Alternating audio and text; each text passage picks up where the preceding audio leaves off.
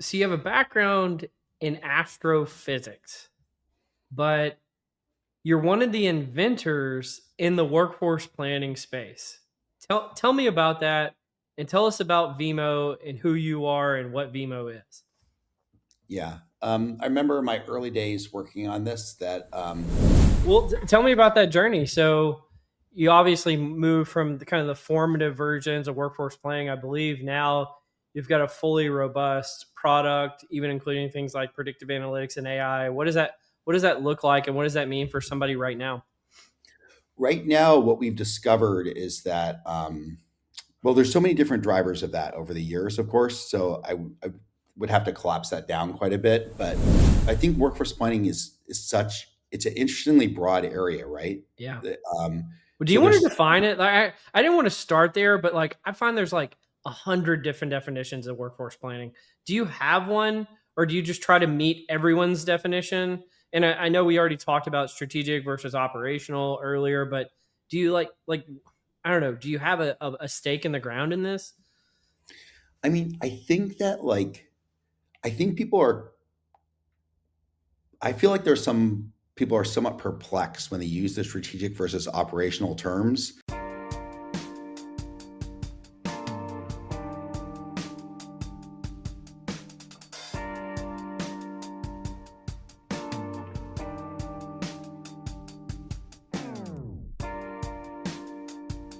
Welcome to Directionally Correct, a people analytics podcast with your host, Cole Napper. Today's guest is Peter Louch, the CEO of Vemo, as a part of our HR Tech Voices series. Hey, Directionally Correct fans. This podcast is dedicated to you to help educate and entertain you on how to effectively do people analytics, workforce planning, talent intelligence, behavioral science, and understand the impacts of AI in the workplace. If you're looking to stay connected to the podcast, make sure to subscribe to Directionally Correct Substack newsletter, where you can read Cole's articles or watch the video of the podcast. You can also see video on Spotify or YouTube, or listen to the podcast on your app of choice. Feel free to check out Cole's new book, People Analytics, and everything else that's going on at colenapper.com. As always, all opinions are our own, and thanks for being a listener. All right, Peter.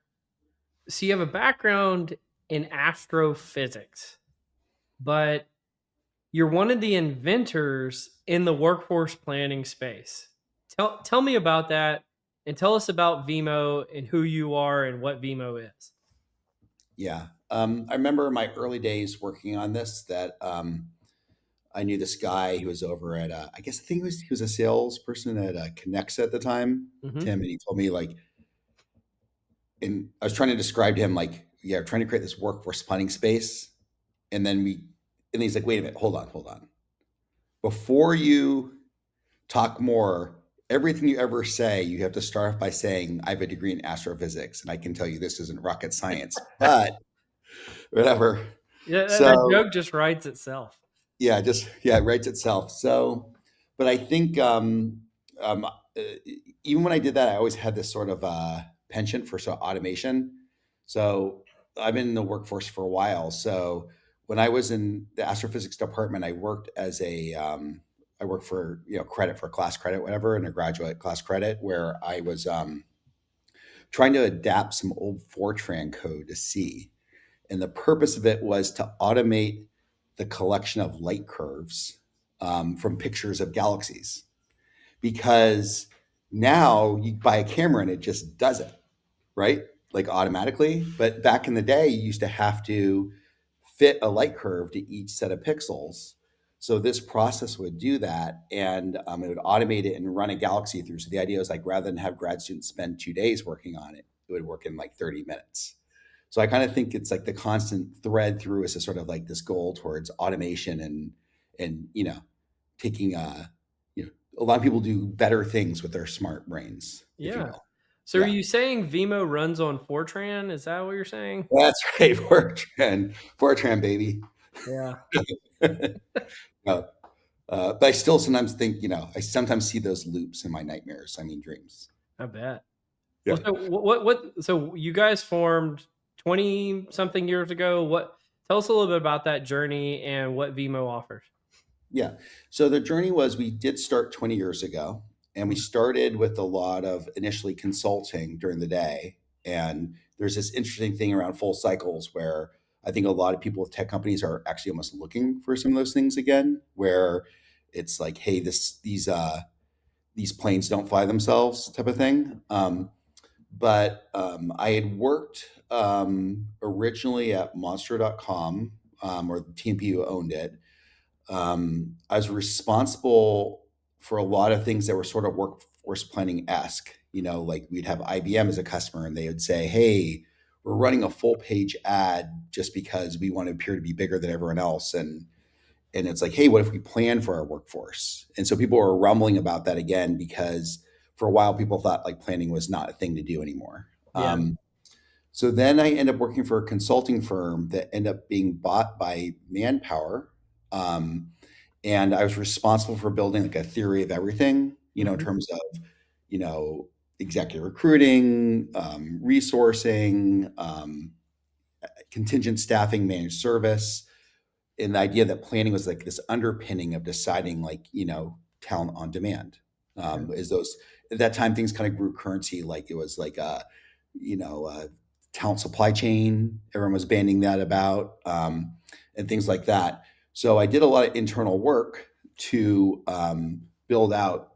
I mean, these slides are so great, like sometimes I want to go back and find them. They were, I had a dedicated PowerPoint person who just was bringing the vision to life. It was the best of times. So, but anyway, so we did all this and we talked to big companies, and then I kind of felt like I felt like I was like the Mercedes hood ornament on on an economy car at that time. Like they'd they'd roll me out and I'd talk about the future of work and all these things like that, and then they'd be like, "All right, yeah, we're going to go with you, but can we have like a penny off?" Type of thing, Yeah. for these big managed service things. And so at that point, then Manpower bought Right Management, and they said this person needs to get to work and build some stuff. Like, what's he doing? This is not a consulting job. I don't understand this. So I started trying to work on something at the time, which was called talent value management, which was working with HR business partners to assist them in the transition from being HR managers to strategic HR business partners. Hmm. And so it was very like formative around planning and analytics, around those areas, around how do you use information and data to have better conversations around that. And so as I got into that area, it eventually became clear that there were not really a lot of technologies for that. Like a lot of people were using maybe like business objects for a lot of the reporting at the time. People were cobbling things together. It was taking forever. So I made that naive jump, which is like, hey, people have all this data. It's easy to get. Let's create a workforce planning tool. Oh, how naive. How naive, right? Wow. Well, tell me about that journey. So you obviously moved from the kind of the formative versions of workforce planning, I believe. Now you've got a fully robust product, even including things like predictive analytics and AI. What does that look like, and what does that mean for somebody right now? Right now, what we've discovered is that, well, there's so many different drivers of that over the years, of course. So I would have to collapse that down quite a bit. But I would say um, um, what we found is that there have been these different cycles where this arm wrestling between like strategic workforce planning and Mm, operational workforce planning, yeah. and then sort of like this wave of org design that's kind of coming in between over this period of time. So you are influenced, unfortunately, a little bit by like the topics du jour, if you will. But there's a group of people who really want a concrete plan, and they're planful organizations that need that plan. If you're a utility, you need that plan to have your rate case. If you're in aerospace and defense, you need a plan that will allow you to properly staff all your projects and get your bids and things like that. And then there are other organizations who are like, I just want to figure out like what my most critical resources are in that Hmm. whole segmentation piece. So what I found was that in the early days, there's a big focus on segmentation Yeah. uh, in critical jobs, and I experienced the point where I feel like I started actually to hate it because, as they say, nobody wants to be a cost center. Yeah. People would we would like lose the thread on being planning because everybody would be so upset. Like I don't have critical strategic roles. Yeah. We have But key roles. all the political infighting starts, and then Yeah, everything goes to a halt. yeah. I don't know if you've experienced. I mean, Yes. yeah, Yes, I've yeah, experienced this. The little scar tissue. yeah. Uh, Exactly, Scott. So, but now I feel like it's come back into frame mhm. because the beautiful thing about AI is that we can maybe think like agents. Like not only can we try to create agentic AI, but we can also think that anything's possible. And we can start thinking about like, oh, there's gonna be all these different changes that we need to think about.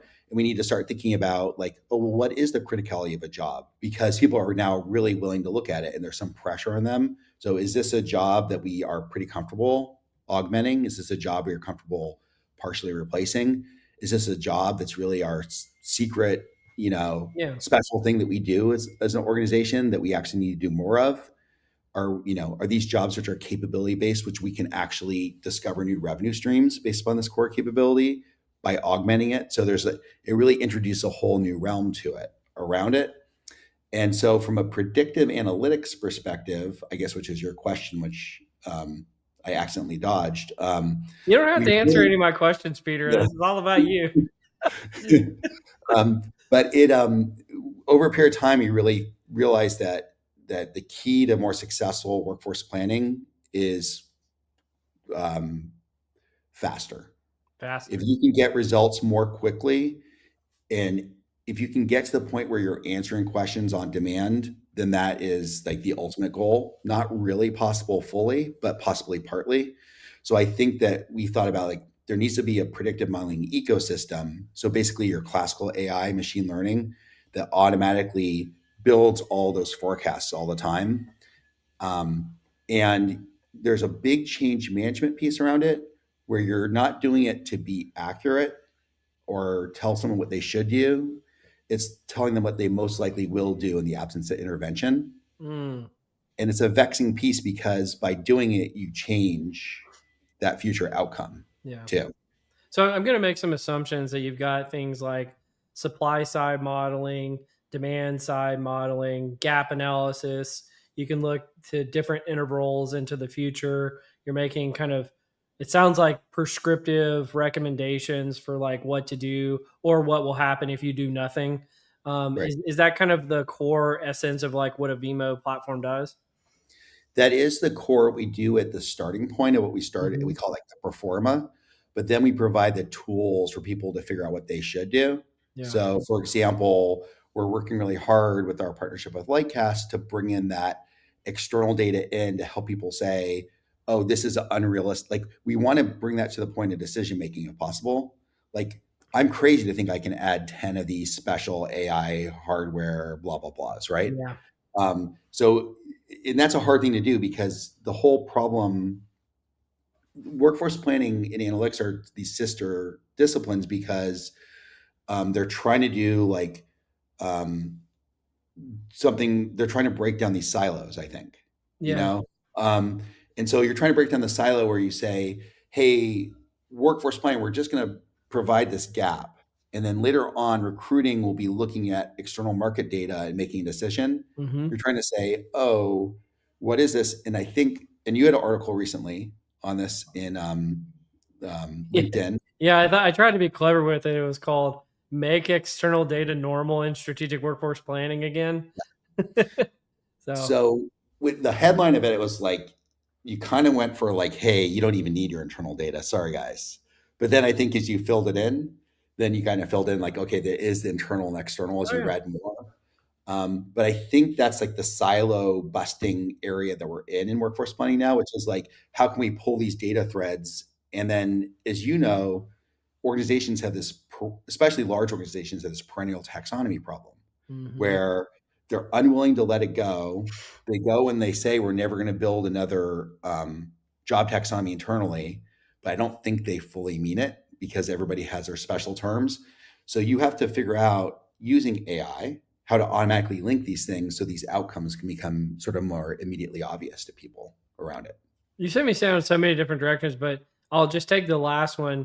Is this where the org design components that you mentioned come in? So, people want to create their own unique snowflake of a workforce instead of just, using some kind of generic taxonomy, and they need to redesign their workforce as a consequence. And that's where Vemo comes into the equation. Or tell me about what are some of what's the trail of breadcrumbs there?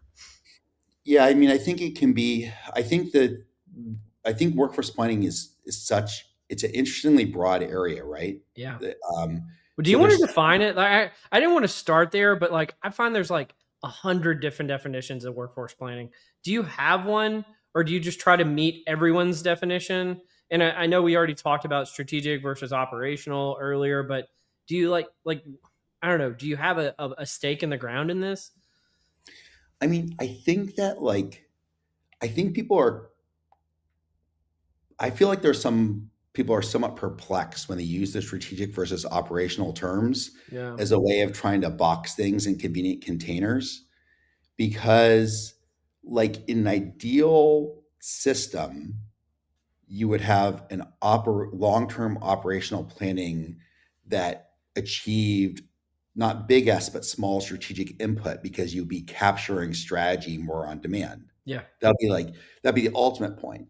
But because that's so hard, people make this line in the sand where they say, well, strategic is more about like the bees, Hmm. right? Build, buy, Yep. borrow, et cetera, bot. Um, and operational is more about like the headcount. But the real difference of what makes something more strategic is making it more capability based. And you can decide to be capability based by thinking about your org design. That's like one way. Hmm. Um, if you're a very people driven structure, but if you're a very work driven structure, you're going to need to make it more about like your jobs, tasks, and skills. So, so I think it's just at the end of the day, workforce planning to me is just basically like knowing what you need, knowing what your supply will be, knowing how to modify Yeah. that supply to get there so that you have a gap plan that you can then execute throughout your talent management, processes, if you will. So I think it's like one of those things where I think it's so many definitions because it is actually a simple high level definition around like the demand supply Yeah. gap. Um, and it's all the different siloed needs and also the struggle to do there that cause this sort of complication coming in. Yeah. My definition of it, I think it's different, but it's based on that article that you mentioned. Is I showed that Cartesian plane where the x-axis is external data to internal data, and the y-axis is supply to demand, right? And I say the entire Cartesian plane is workforce planning. So you're combining internal supply and demand with external supply and demand, and that's kind of my catch-all definition of workforce planning because I feel like it. There's a talent acquisition version of it. There's a strategy version of it. There's a change management version. There's an org design version, and that's the only one that I found that feels like it's comprehensive to all those things. Yeah, I think comprehensive is good. And I think that's also that makes sense for you to produce like a comprehensive like sort of map of Yeah. this. But then I think then we'll different like a vendor or different people based on their responsibility will sort of like veer one way or another, right? Oh, sure. Towards Well, what I'll even bring people analytics into this. People analytics tends to over-index to internal data, and workforce planning sometimes over-indexes to external data. And the reality is, you need both. right. You need to bring them together. And I think your platform is totally suited for that type of an environment. I'm curious though, what's new in workforce planning? So obviously we've had this like AI transformation, this AI revolution that's going on right now, and you guys are staying on the cutting edge of that. If you rewound the clock to like 2020 versus now in your product, what has changed? Yeah, I think okay, so the big things that have changed are okay, how so one big change that's interesting is that when we came up with this predictive modeling ecosystem, I would say in 2020, people kind of wanted just to like to use the predictions as their Hmm. platform. And now what we're seeing is the user behavior is to want to build more rapidly, more dynamic scenarios Yeah. around it. So it's actually like almost like laying an extra track on it where it's like, okay, we want that predictive track, but we want to go in and we want to do top down planning where we set the size and the shape of the organization. So we've adapted to provide more tools to kind of think about there being different roles. So we kind of think about like this coexistence. We're Mhm. like thinking a lot about this coexistence of um, strategic workforce planning, operational planning, leaders, talent acquisition, all like existing in this sort of same system. So the strategic workforce planning lead would, bless you, would set the size and the shape of the organization. And Mhm. maybe they would do that through some sort of optimization Yeah. process. They would then, when they're happy with the overall feel, would then release that and then share it with a number of planners who might actually be leaders now because maybe the leaders can see like this is the vision for the organization. Now you have to see operationally where are you going to have little issues here and there, who then are going to then submit that. And then there's going to be like HR and finance working together in strategy to kind of like review plans and like are these on targets with these different inputs. And then all those things should reveal into some planning analytics, which are like, this is, our critical segment. These are our top 10 jobs we're going after. These are the competitors who are also going for these jobs. So it kind of brings it to that realm where then they can do sort of the required action planning around it. So I Yeah. think that's the big change is that, and obviously it's impossible to every little part of that, but we're really sort of trying to say like, how do we handle a sort of ecosystem of planners who have these different needs? Um, so that's one thing. Yeah. Yeah. Why is workforce planning so cyclical? And why is it even, cyclical? What industries are focusing on it at a particular time? Yeah. I mean, the cyclicality is, I think that's the most difficult question you've asked me so far because we go out and we say, hey, only 15% of people like we went to the Gartner Symposium where we're like, hey, Gartner says 85% of you aren't doing this Yeah. very much, right? Um, and And then all so of a sudden everybody will want to adopt it. And then there'll be this massive shortage of talent in the space, which is ironic because you needed good workforce planning to have good workforce planning talent. I know the joke's not lost on anybody there, but you get this shortage, and then all of a sudden, fast forward 3 or 4 years, no one cares about it anymore. And it's like, or it's not that no one cares, it's like it finds a new home in the organization where one team used to own it and another team will own it, and then they take a completely different model to how they're deploying it. And it's always like it's in this perpetual state of like recycling. yeah. Well, I think okay, so I think it's like a multitude of factors, but I think it's because it's something that people actually are doing some form of planning always. Yeah. So it's sort of like a myth that it's a myth that 100% of people aren't doing it, but they're Sure. just doing it in a very distributed or very centralized way. I think some organizations, there's one of the things that hurts them is because it's one of the more complex HR driven initiatives, when it's HR driven, there's a desire to try to perfect it before rolling it out. And I think you have to kind of like do this, what people, some of our customers say you have to fail forward. Yeah. You have to actually go in and get it out fast, learn from it, and be like, this is an experiential project, right? This is experiential learning in the form of technology too. Um, and then I think that also because it's not immediately easy, um, it's like one of those things like we tried that didn't work for us is a little bit Yeah. of that realm too. So it's like kind of combination of things. But at the same time, we have a number of customers who have been like at it proactively and part of the business fabric who've doing it for 8, 10 years. So once you get into part of the business fabric, like this is how we do business, then Yep. it's a thing, right? So I think it can become a thing. And then some people, like I mentioned before, like utilities must do it. It's part of their rate case, for it. So it's like one of those activities where it's important. So it is a bit of a mystery, but um, I think it's like I know you attend the same events I do, and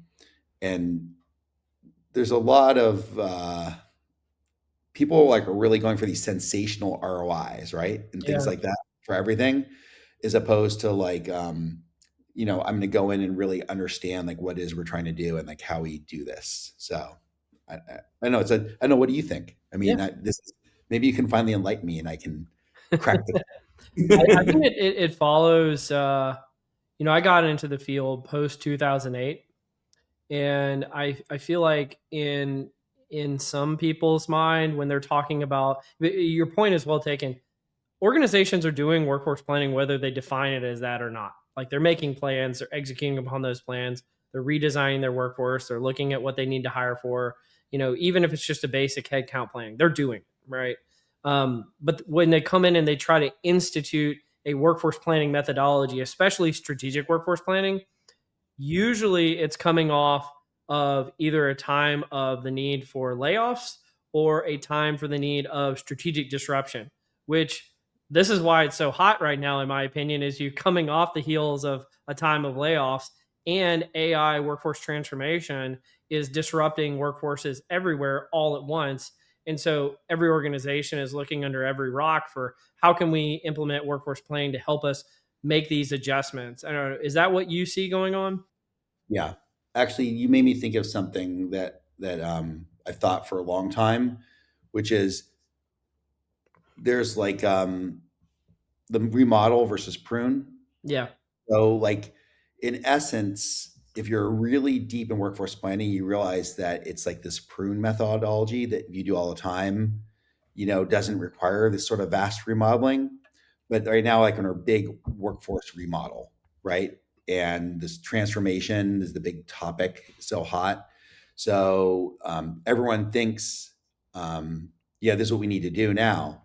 And I think the problem with some of those projects is sometimes they're responding to something which already happened like a year ago.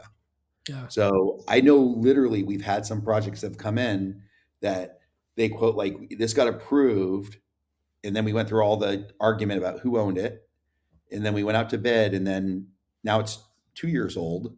This business event that we never want to repeat, and so sometimes you're like chasing this past problem, whereas as opposed to just like being part of like good organizational hygiene, if you will, or something like that. And I think that's and I think there's a similar crisis happening, not crisis, but some mini crisis happening in analytics, where I've heard about it a little bit, where a lot of organizations sort of think like, yeah, we could do this a different way, or this would be like this, or maybe we don't need it. Or I've heard about some departments cutting back in the area, but then it's like they only miss it when it's gone. And I think it's one of those things where it's like of course we want better data about our people and processes and all that, but then it gets oversimplified because if you're actually really successful you can kind of make it boring sometimes, like that's like in terms of Yeah. well process. So there's that tension I mean, there. that's what you're going for. And I've heard many people say this, and I say it quite often, is the number one goal if you're doing workforce planning internally is to embed yourself into the business processes. And I think that's the way of making it boring. But it brings up a good question, which is, who are the teams that are working with Vemo internally?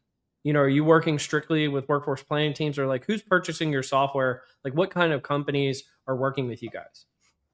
Yeah, I mean that's a really interesting question where I think um, it it sits in a lot of different places, which I think is interesting. Yeah. Like if you sell recruiting, it sits in talent acquisition. Hmm. Maybe someone had a so so sometimes it's sitting within under analytics. Sometimes it's sitting as like a joint project between finance and HR in order to make it more effective. Sometimes there's a specific workforce planning lead, but they have like no support whatsoever. Yeah. And then they're supposed to be leveraging HR business partners. And sometimes it sits in IT. So it's sitting in a lot of different places as it matures out there. So it's not inherently clear from organization to organization where it is, but it is if it had one most natural home, it's sort of like a offshoot of sort of like strategic HRIS, if there is such a term. There's sort of, I don't know if there is such a Oxymoron. it's all right, but there is like sort of that group because it's like, this, like the numbers are hard. Um, and so people want to like, hey, can we just take care of that in the basement someplace? That stuff Yeah. around it, and so we can get these really beautiful reports on things like that. So it sits in different places, but it, in the really successful implementations, the project is always like top of the list for the head of HR, the finance, and even the CEO. And a lot of times, the initiative comes from the board. So the board says, we're hearing a lot about AI. Our Hmm. workforce is not ready. We need to become either a skills based organization. They'll probably start saying we need to become a task based organization soon. They're not saying that quite yet. I don't think boards are. We I need don't think workforce. you're ever going to hear people say it just because I don't think task is a way that normal people talk about work. But I think Yeah. they're going to, I keep latching on to this term work intelligence, I think is going to be hot because everybody understands intelligence, everybody understands work. And I think that's what they're going to mean when it's like task based work as we go forward. Yeah. So I think it's like, I think the drill for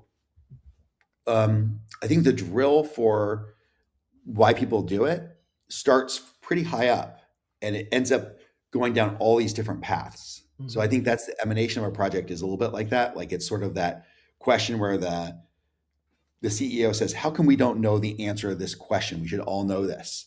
And then teams everywhere form and rush to create answers and Yeah. compete with the answers. And I think that's how things start. And then either an organization has a mechanism for how they do HR. They have like an operating principles and platform for how they do work, and that becomes really obvious where it sits.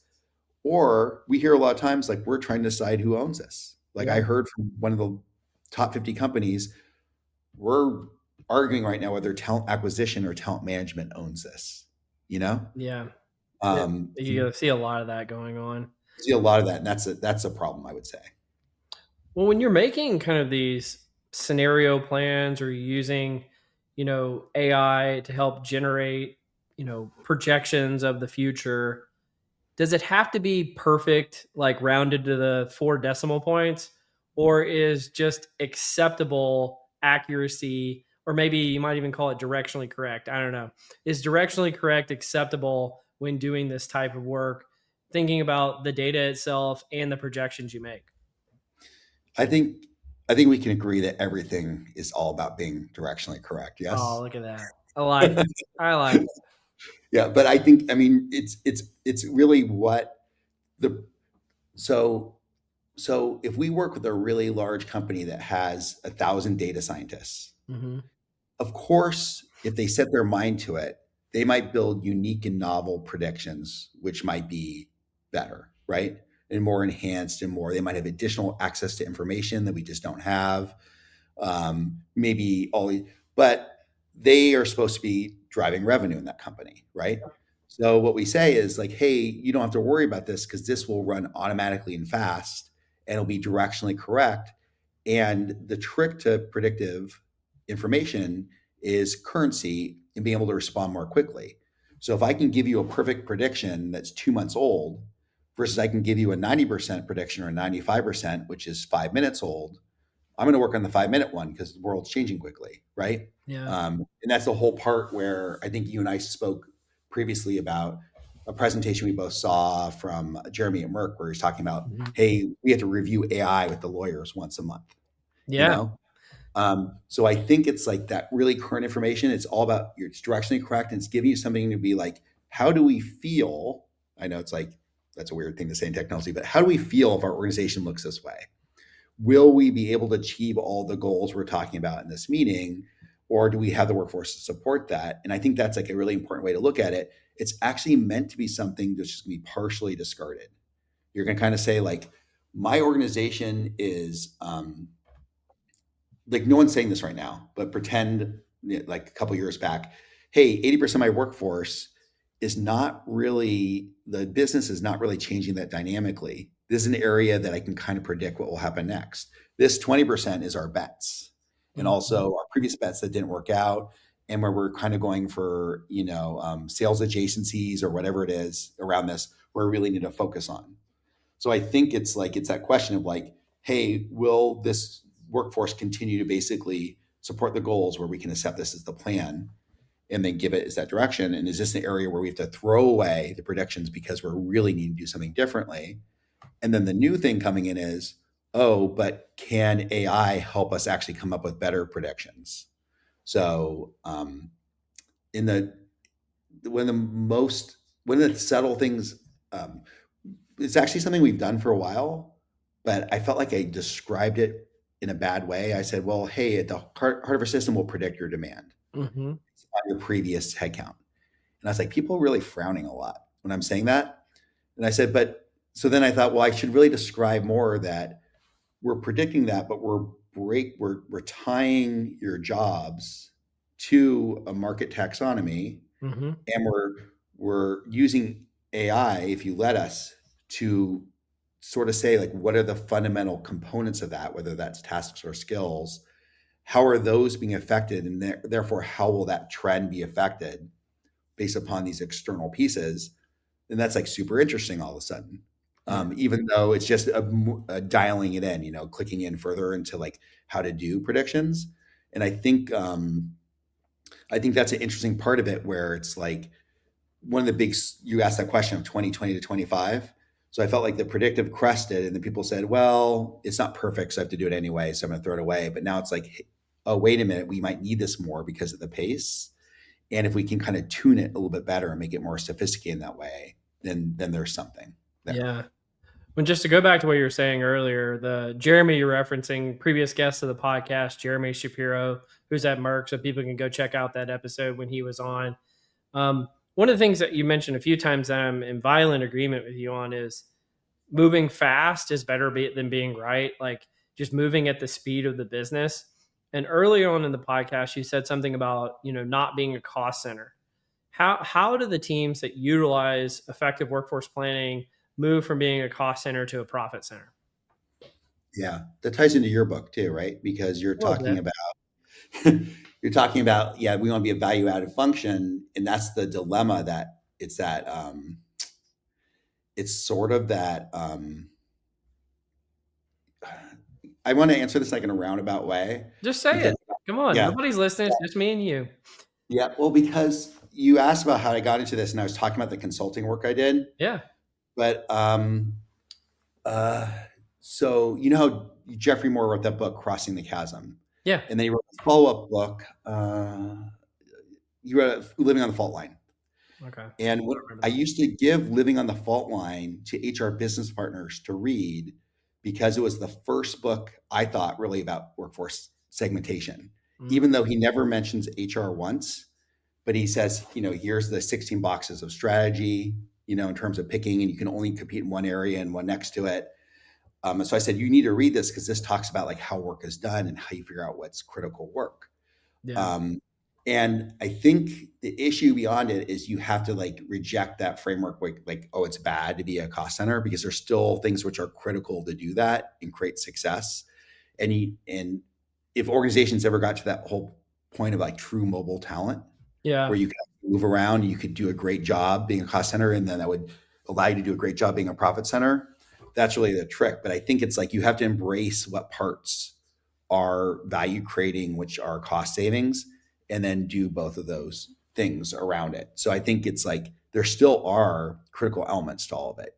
Yeah, I mean, Yeah, some people get really caught up on the whole concept of segmentation and critical roles and just the term criticality. And a lot of people misinterpret it as like whoever's paid the most, whoever's the most senior in the organization. But the reality is, and this I even sometimes would reterm it to say it's like these are roles that are strategy execution roles, yeah, right? Because if you're a telecommunications company and you're laying fiber in the ground, guess who your most critical roles are? The people who are laying the fiber, if that's a strategic hindrance to your business, right? yeah, It's not, the VP of operations or whoever. It's probably the people who are laying the fiber in the ground. And that kind of cuts through it. But if you come into, a senior leader meeting and you say, oh, these jobs are most critical, everybody is like, oh, so you're saying the C suite roles aren't the most critical roles? And it's like, no, that's not what we're saying. And you just get into like these arguments that are, I feel like, somewhat pedantic. And so, it's difficult to cut through some of that stuff. Do you have any kind of strategies about how you help organizations deploy these methodologies to kind of cut through some of the BS? Yes. Well, we have a lot of strategies, but around and a lot of suggestions, and I can't promise they're all heeded. Sure. But I think one of the true outputs of a really successful workforce planning is doing a fantastic job at identifying high value individual contributor roles, Mm. right?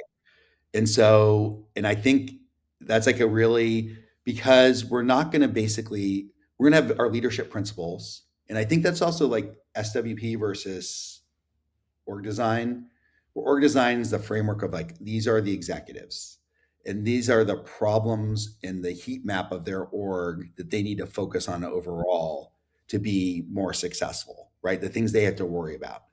And then workforce planning is like, when you look at that from perspective, these are the jobs, these are the skill gaps.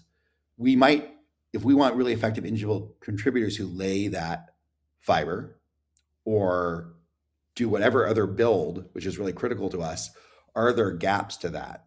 And then the question now also is what parts, because some of the fiber is more not physical now, right? Yeah. Sometimes the fiber you're laying is sort of more conceptual. Where can AI conceptually help lay some of that for some of these jobs as well?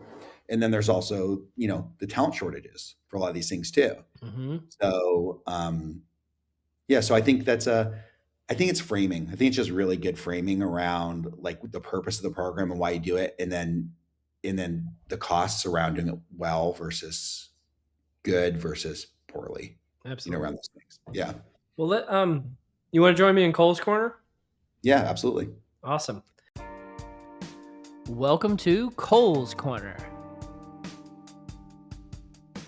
Well, let's start out with some rapid fire. So we established when we started out that you're an astrophysicist, or you studied astrophysics. Exactly. If you had decided to stay in astrophysics, what would you be doing right now in your career? Well, the time I did it, most of the people were going out and going to work for like Lawrence Livermore and times like that. Mm-hmm. But I think I've been intrigued by all the use of AI in terms of, I don't know if you've ever read any of these articles about how astrophysicists use like observations and they inject fake signals into it in order to actually determine whether signals are real or not. So there's this vast field of using AI in astrophysics to actually interpret like, is there life on this planet, potentially, or is there life supporting planet, like all this things like that. So I think that's like a fascinating sort of data intersection. So I think I would go with that. I would like still end up on this path where I'd be like trying like crazy AI stuff, He's searching for alien life. I love it. alien life. No, I'm with that. So what's the place you've never been to that you most like to go and why? I really want to go. There's a lot of places like that, but I want to go to I think they're called like the Lofgren Islands off of Norway, where you can hike, and like when you hike there during the solstice, Mm-hmm. everything is like green and orange and every imaginable color Wow. of that. I had a friend who went there and did that hike and sent me some pictures. And I'm like, that's high up on the list. Yeah. That's awesome. I've never even heard of that. That's amazing. That's cool. Well, if you were a character in any book, TV show, or movie, who would you be and why? Geez, what a tough question.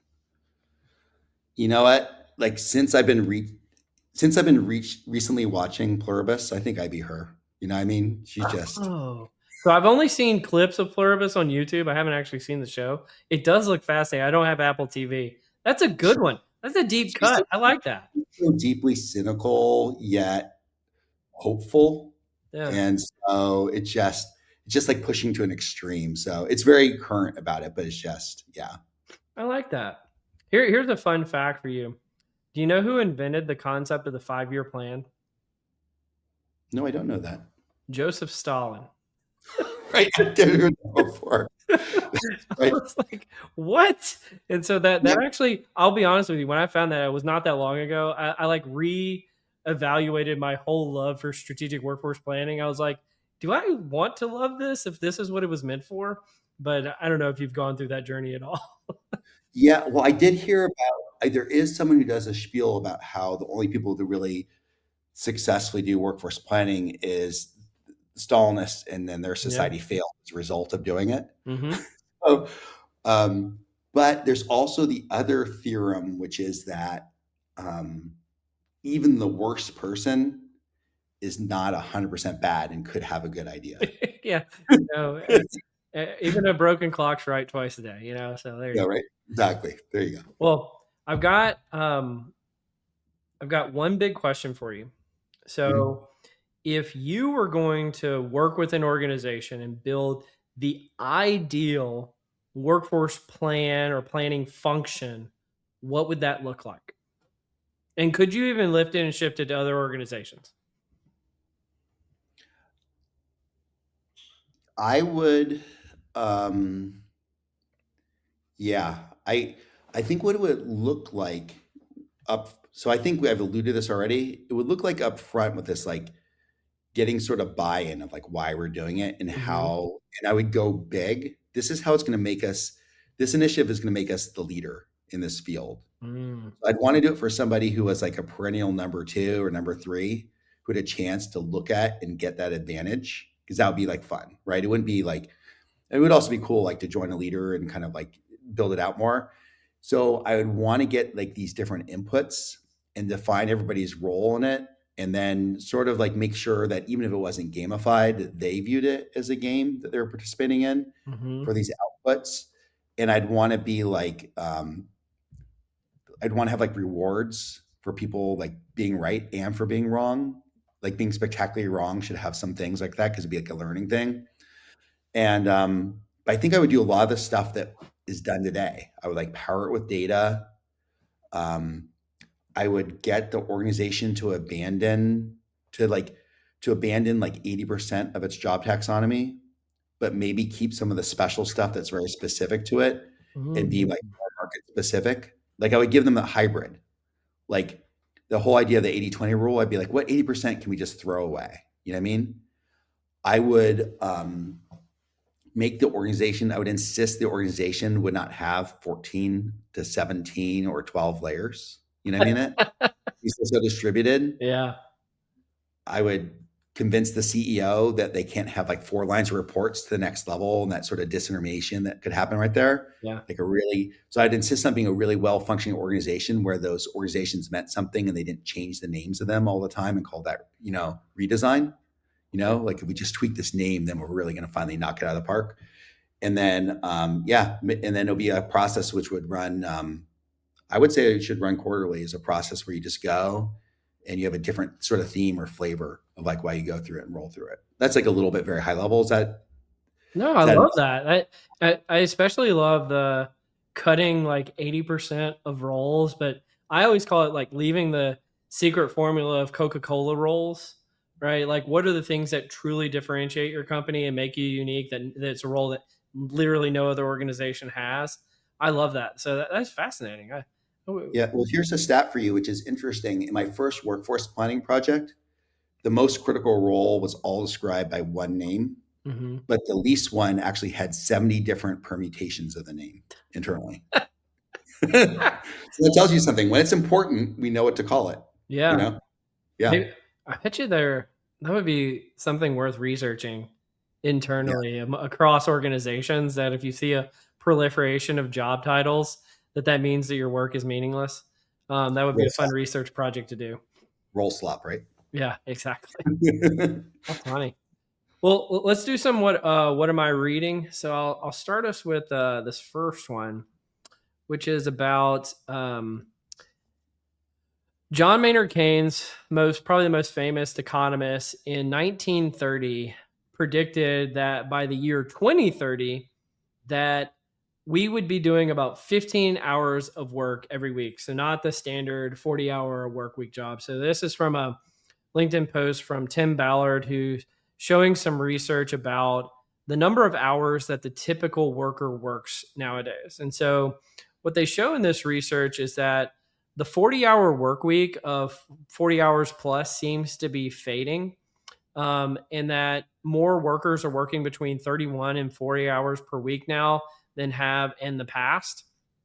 Very few people are now working very long hours. So the number of people who worked 50 plus hours a week has halved since the year 2001. And then been a decline of also short hour roles. So people who are working less than 20 hours a week has also decreased over that period of time. So together, they're calling these trends the great compression of working hours. So fewer people are working the extremes of extremely long hours or extremely short hours, and things seem to be more concentrated in the middle between 20 to 40 hours a week. Um, what did you think about this one, and was this surprising to you in any way? Um, it's not really surprising in terms of overall trend, although it did shake one of my, I've been guilty of saying the number one theorem of work is that work begets more work. So I think that's the great, shield against AI taking all the jobs is that we're just really good. And Filling up the day. we are good. And there's a lot of very cultural elements of work too, right? Yeah. And things like that. So I'm not surprised though, like in my own organization, developers are much, uh, their schedules are much better based upon using Copilot, right? And things like that. And people are able to use a lot more tools they couldn't use before. So that, we all have like a world book at our fingers now, right? Or something like that. So I'm not totally surprised. I was really surprised by the compression of the short work weeks Yeah. around that. I don't know what to make of it. Although um, I think it might be also that these are like the opportunities of things that that people are farming out and they weren't keeping track of, and they're like, "Hey, I'm not that worried about." So I think there might be actually a decline in the population in general who have some of these short hour weeks. I don't know. What are your thoughts on it? I think there's like two things going on. I think one is there's like this humanist belief that as society gets more productive, we're all just going to sit around and eat grapes and work like 7 hours a week. And realistically, there's two reasons why that won't happen. One, in the United States, I believe it's if you don't work 32 hours a week, you're not considered a full time employee, and therefore you don't get benefits. And since we Right. don't have like universal health care, I think you'd probably see a staggering number of people who are at 32 hours a week or 33 hours a week just to meet that threshold, probably. But the second reason is just because companies are competitive, right?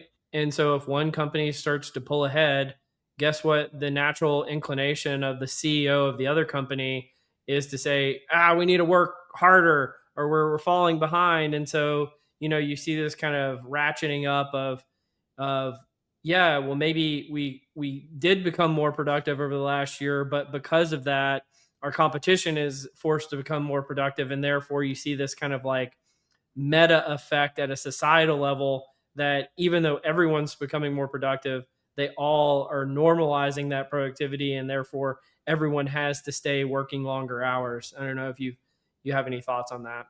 I think that's true. There's sort of the mutually assured, whatever, Yeah. you know, there's like the quote death spiral of capitalism, mutually assured, whatever. It's like it Yeah. keeps on driving us to do more. And that's been behind return to office too, right? Yeah. Where it's not fact based. Like certainly there are, and there's been a natural drift back. There's a lot of research which says, Sure. hey, if you're a newer workforce, you're lost, right? So there's a natural drift back. And so there's some sort of blend of it. So I think that's part of that whole part where it's like there is like a keeping the foot on the pedal element of it. And I think it also it kind of ties into a lot of our conversation today about this non-planful organizations, Hmm. right? Where it's like, hey, there is a number which is correct of where you're actually doing that work output, and people are just like using their beliefs instead of how work should look. They're using Yeah. presence versus output is their measure, right? So Yeah. All right. Well, let me hit you with the next one. I saw this article and I was like, Peter's gonna love this. And so, recent post by Damiano De Urso, I think is how you pronounce it, about bees and strategic workforce planning, how swarm intelligence can guide people decisions.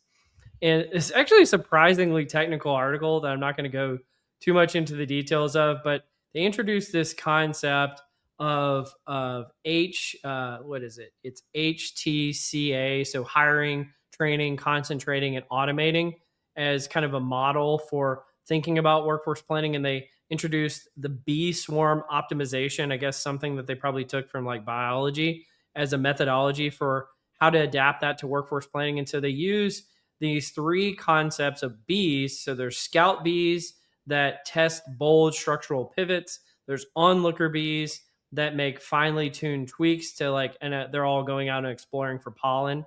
And then elite bees who preserve the best performing plans thus far.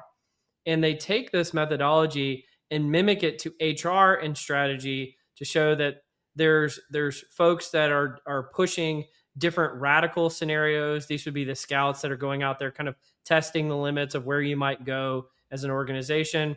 There's the testing of incremental adjustments. So these would be the onlooker bees.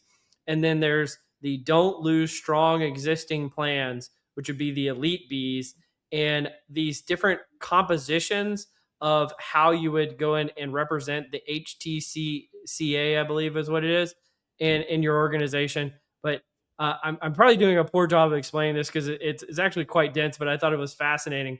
What did you think about this one, Peter? And are you guys introducing bee swarm optimization into the Vemo product as a consequence? We started doing it as soon as I got this article from you. That's awesome. I love it. No, I think there's an element that we have, which I think a lot of times, and I think we did much more plain speak. We have the sort of the version, which is like, we call silly executive questions, where we feel like people, every time they do a scenario, they have 9 questions that you would never do for every 10th you might iterate. And this is true both in workforce planning and org design. So the idea is like, can you automate that process around rapidly seeing how these scenarios look like and doing doing the ones like the radical explorations? Can you do all those radical explorations that you're not going to do? The part about the article that was like that it's a little bit one size fits all. So I kind of would go back to like what your strategy is around it, where it's like, are you trying to you have to do some radical things. Like think about like all these AI companies who have just created fabulous wealth, right? They weren't no one was keeping the plan, Mm-hmm. right? There was no plan. I know there's times of growth, but there are companies who are like, maybe that's like the whole part of keeping the plan is like that whole resistance to change, right? So it's like, it kind of goes back to that original concept of like, you have to know when to cannibalize what makes you most successful. And you have to do it like really artfully if you want to continually reinvent yourself. So these keepers of the plan, these guardians sometimes actually have to shift, right? Mm-hmm. So it made me think. Then right after you gave me this to look at, I read an article in the Times on lizards. And these lizards they've been studying, some are orange spotted, some are yellow spotted, some are blue spotted. So they went deep into DNA. It was really hard to collect. And they realized that the yellow and the blue had no DNA difference. They're identical. And it was environmental what made them Whoa. yellow and blue. And it was like they call it like the rock. You should check it out. It's like the rock, paper, scissors lizards. Oh, Um, wow. and what it basically was is like environmental. So I was thinking about this and the bees and the other biological metaphors, Mm-hmm. and thinking about like the whole adaptation. You need like an adaptation. Like these bees are going to have to like, they're going to have to change from blue spotted lizards to yellow lizards, the yellow spotted lizards sometimes as well. Yeah, you need to add some stochastic mechanisms into the bee optimization Exactly. model. Stochastic mechanisms. Yes. Yeah, that's Yeah. fascinating. All right, well, let me hit you with the last one. Frequent person we've cited on the podcast, Dr. John Sullivan, always writing something provocative. Right. And so he recently published an article called Pay to Apply and Other Ways to Discourage Spam Job Applications from AI Agents. And the synopsis of it is, they've seen record numbers of applications, up to 45% now coming from AI agents. So not real human beings necessarily. And 20% of employers are considering that people will actually need to pay to apply to jobs. And it won't be large sums of money, but it's a decent amount. And they say for about $13 per week, an automated robot will send out 50 resumes for a candidate each and every day. And this is becoming increasingly popular. And so this is really creating somewhat of a crisis for traditional, job boards and open applications. Um, and what Dr. John Sullivan recommends is that there's really three things that you could do about it if you wanted to reduce the number of applications and make them more likely for human beings to apply. Uh, it's one, you can have pay to apply, which we've already talked about. You could limit the number of applications that any one human being could make per month. You could emphasize employee referrals. You could bypass the quick apply feature that's on most major job boards and adding a I am a not a robot verification process. Even though I think AI agents have beaten that, but you could still Yeah. add that in as a way of doing this. But really, what you're trying to increase is whether or not an applicant is fully qualified, whether they're a good fit for the role, and whether the candidate is interested in the company rather than this kind of spray and pray approach that's going on with online job applications. But have you seen this effect, and what were your thoughts on this one, Peter? Well, yeah, it's interesting because he's famous for saying I'm the provocateur, right? Yeah, he is. And so he brings it to its natural limit. But then I was thinking about, I think there are some of us in the market who kind of like secretly kind of enjoyed when candidates had a little bit of their revenge on, Yeah, because we heard a lot a couple of years ago about like, hey, these companies are like creating this, this sort of quote semi AI fortress of, that prevents us even from getting qualified applicants in. sure. There's this fundamental problem always of this is like one of the oldest recruiting things, right? Which is like uh, candidate looks great, we'll do great. Candidate looks great, we'll do poorly. Candidate looks bad, we'll do great. So there's always that four box Yeah, model, the type and I one and think type two error, essentially. yeah, Yeah, and so I think it's like the whole issue to me, like this one, the most tied almost the most back to so like the non-planful organization, right? Like you create this problem because you don't plan, you create a requisition that may or may not be filled. Like we have these stats in workforce planning, like less than 50% of requisitions are ever filled that are created because there's some process and there's some silo where people are allowed to like, oh, I have to fill this. And then it kind of gets to the point where it's like, oh, we can't afford it after all. We didn't plan, blah, blah, blah. So it may or may not be filled. It may not be stated correctly what the job even is. And you don't actually have a plan of like, what's the talent we need? And if you had the plan what the talents you need, you could then see what can we fill internally, and then you could actually build those pipelines and have like more of like a fair system for yeah, bringing people in. So I think it speaks to like I don't know it's sort of like the symptom, right, of this sort of like unfair system we've designed. And so that's why I like to say, even though like I've been accused a lot of times of being like, hey, you're in workforce planning, you're part of the Bob and Bob community. But in essence, it's what's the like Bob no, and Bob actually community? what does that mean? office space, Oh, it's okay, yeah, yeah, yeah. yeah. But it's like Bob's. yeah. So, but essentially, workforce planning could allow you to become a more fair organization. It Yeah, could actually, could be great for your employer brand in that way. So I don't profess to actually know the solution to this. I assume that people will just build better screeners. It'll be like the back and forth around this, but really there's a way out. There's a path yeah. out in screening. Yeah. One of these, talent acquisition platform companies is going to build some kind of screen, whether it's not the I am not a robot, but something that, just like they do to prevent web scraping, they'll build some kind of thing that doesn't allow mass applications at some point, I suspect. Yeah. But until then, this is the irony of it. I thought the logic was a little bit flimsy. If somebody's willing to pay $13 a week to use an AI bot and we want to charge a few cents per application, I suspect it's probably going to add up to about $13 a week to apply Right. to all those jobs. If they're willing to pay for the AI bot, why would they not be willing to pay to apply to jobs? And companies are going to start using this as like a way of charging people to apply. There's something oddly perverse about that, in my It's opinion. personal. And Yeah. so like it just seems like a bad model all the way around. And ultimately creates a bunch of unfairness issues that I think we could all see. But like this just seems silly.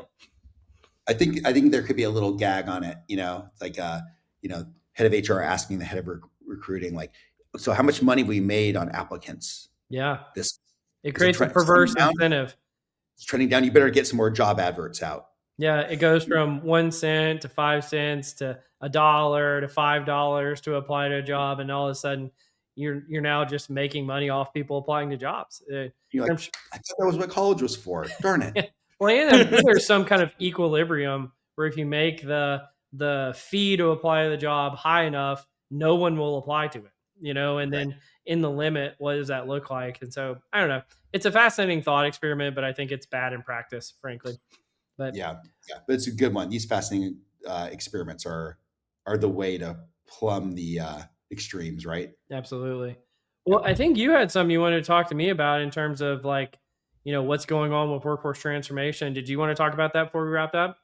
Yeah, I just had a sort of question for you that I've been asking about, and not everyone's been appreciating when I ask this question because I was thinking about transformation. It's almost like it's like a time of great duress and radical evolution, right? So everyone's talking a lot about workforce transformation, Yeah. um, and it's a time of extreme change. And then I've observed from my peer vendor group, or whatever that might mean exactly, that everybody's like trying to become like theory of everything, right? Yeah. Oh, we're going to do your tasks and your workforce planning and your skills. And, it's a whole part, like, and there's all this convergence, which is happening at the same time. But in transformation, specialization is what Hmm. wins usually, right? And, if you take we had the biology example, right? Bees, lizards, now whatever this is. So how do you is it possible? Are people making the wrong idea right now that it's convergence is great, like when things are sort of stable and you kind of like assembling everything, but like what kind of market are we really in? Well, I think you've identified it. This is the way I've been putting it because I saw two different research studies a few weeks ago. I saw them like back to back with one another. One was from the CHRO Association. It showed like something like 80% of CHROs were looking for case studies about how to do workforce transformation from other companies. So essentially, they could take what that other company did and copy it and apply it to their organization. And then I saw a second piece of research from Heidrick and Struggles that said, the top thing that CEOs are looking for in a new CHRO is first principles thinking and kind of the willingness to, be unique and special and not copy other people. And I was like, that's the crux of the issue. CHROs are looking to copy everybody else. CEOs don't want them to copy everybody else, and they want them to be specialized and focus on what's kind of the unique value proposition and the workforce associated with that for their organization. And fundamentally, HR is at that nexus point. And so HR just wants to be sheeple, and CEOs want them to be kind of unique. And I think that's really what you're seeing here. Yeah, it kind of speaks to, but it's kind of a mistake to pin it solely on HR because there's that AI risk of becoming an AI receptacle, right? Sure. Where stop inventing new stuff. You Yeah. know what I mean? And but I think that's humans will always invent new stuff. So maybe it's Well, if you maybe can't it's tell from my something. answer, I'm more Yeah, biased towards the niches, specialization, first principles thinking. And I've been trying to inject that into every organization I've worked at in my career, much to the chagrin of my leadership, who would much rather, be standardized, copy whatever Google did 15 years ago. And it just right. gets kind of silly at a certain point. So I don't know. Is that what you were hoping to react to with there? Yeah, I was really hoping. I'm really interested in this question about what the right path is because if you go to specialization right now, you are a salmon swimming upstream. Yeah. And the question, but that might be the path, right? And so Well, it's I just mean, just to interesting. use the example of like AI in particular, AI seems to be coming for all standardized work as long as it's digital. And so it seems like specialized and niche type work is the future or things that are non digital in nature. If you have a Right, 2x2 chart again, you have like digital, non digital, specialized versus standardized. The box you want to be in is the non digital specialized box because that's probably the least likely to be disrupted. But I think it's still fine to be in the digital specialized box, probably for the time being. yeah, I think that's a good point. Yeah. It's a really great analogy. It's a lot to think about. Yeah, absolutely. Yeah. Well, Peter, this has been a fantastic conversation. Where can people reach out to you or to Vemo if they're interested in learning more about your organization or bringing you in to help out with what they're doing? Yeah. So they can, they can hit our website at vemo-workforce.com. They can look us up on LinkedIn at Vemo Workforce. They can connect with me, Peter Louch, there. And one thing I would encourage people to do is hit us up on our LinkedIn page, and then sign up for our newsletter.